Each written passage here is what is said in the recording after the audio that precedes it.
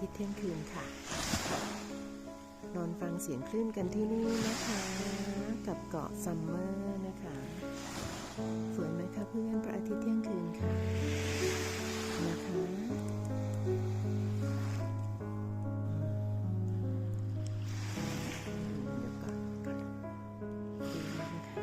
กางเต็นท์เสร็จแล้วนะคะเราก็มาถ่ายรูปกันค่ะทุกคนก็จะเดินถ่ายรูปกันนะคะเต็นท์คุณลุงค่ะ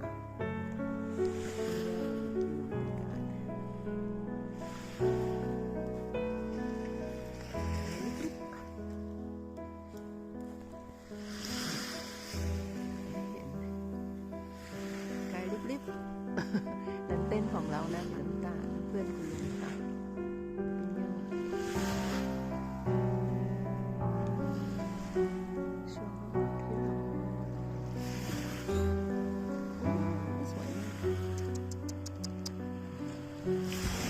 แสงสีทองผ่องอัมไพ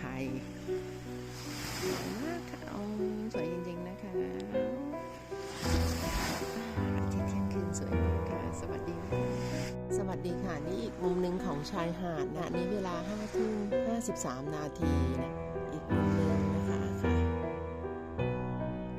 ก็ถ่ายให้เพื่อนๆที่เขาเรียกว่าพระอาทิตย์เที่ยงคืนมิดไนท์ซันนะคะตอนนี้5:53 นาที6 ทุ่มไปแล้วพระอาทิตย์ก็จะแตะขอบฟ้าอย่างนี้นะวันนี้เรามากางเต็นท์นอนกันที่ชายหาดนี้นะคะปิ้งย่างบาร์บีคิวกันนู่นค่ะข้างล่างนู้นนะคะเต็นท์สีน้ำตาลคุณลุงเดินไปเดินมาคุณลุงกางเต็นท์อยู่นะคะเต็นท์นอน2 คนแต่ใหญ่มากแล้วก็ที่เห็นไกลๆริบๆนี่ก็มีคนมาเตะกางเต็นท์นอนจำนวนมาก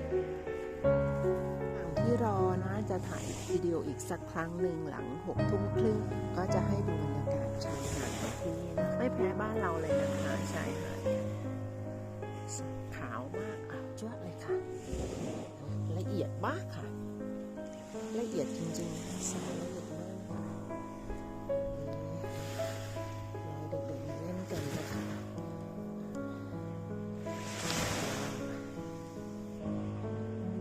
กิจกรรมมากมายนู่นเต็นท์ของเราไกลดึกๆกลับไปแล้วค่ะเต็นท์ไปกับเต็นท์แล้วหนาวมากค่ะเวลาพูดทำนี้ไอออกมาจากปากเลยหนาวมากค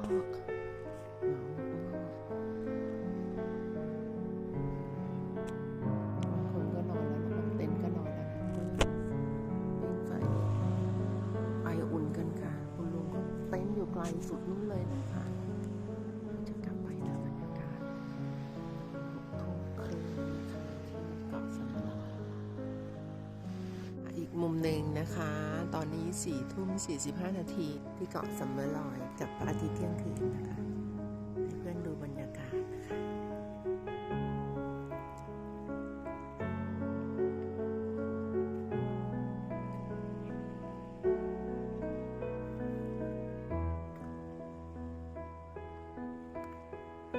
ชายหาดด้านในนะคะทุกคนก็จะมากางเต็นท์นอนกันที่นี่นะคะเป็นวันพักร้อนของครอบครัว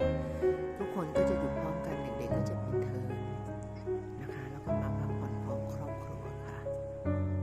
นะคะเด็กปิดเทอมนักเรียนปิดเทอมประมาณ2 เดือนแต่ว่าผู้ที่ทำงานนะคะก็จะได้พักร้อนคนก็จะออกท่องเที่ยวค่ะเมืองไทยเราได้พักร้อนอยู่ละ10 วันที่นี่ได้พักร้อน6 อาทิตย์ค่ะนะคะบางคนก็6 อาทิตย์บรรยากาศ4 ทุ่มกว่านะคะกับ5 ทุ่มค่ะก็ประมาณนี้นะคะ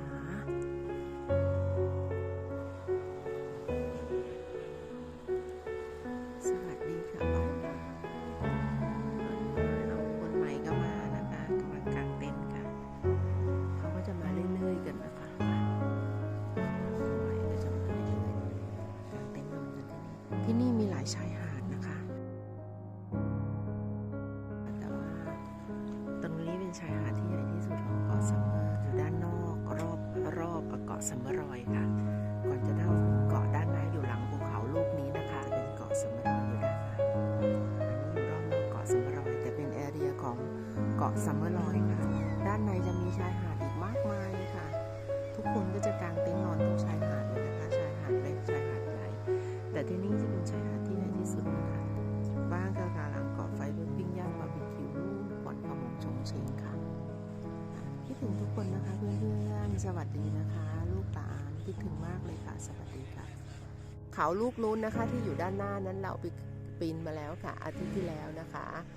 สูงสุดบนยอดนั้นนะคะเพื่อจะดูชมวิวที่เกาะสำมะลองถึงเพื่อนๆทุกคนอยากให้มาเที่ยวด้วยกันค่ะเพื่อนๆดูรูปแล้วก็ขอให้มีความสุขไปด้วยกันจากเมืองทรูมเซอร์เกาะสำมะลองเลยนะคะนอร์เวย์เหนือค่ะนะคะทรูมเซอร์นอร์เวย์เนี่ยนะคะอาทิตย์เที่ยงคืนสวัสดีนะคะเพื่อนๆบ๊ายบายค่ะน้ำทะเลของที่นี่ไหลปิ้งค่ะมีชายหาดนะคะ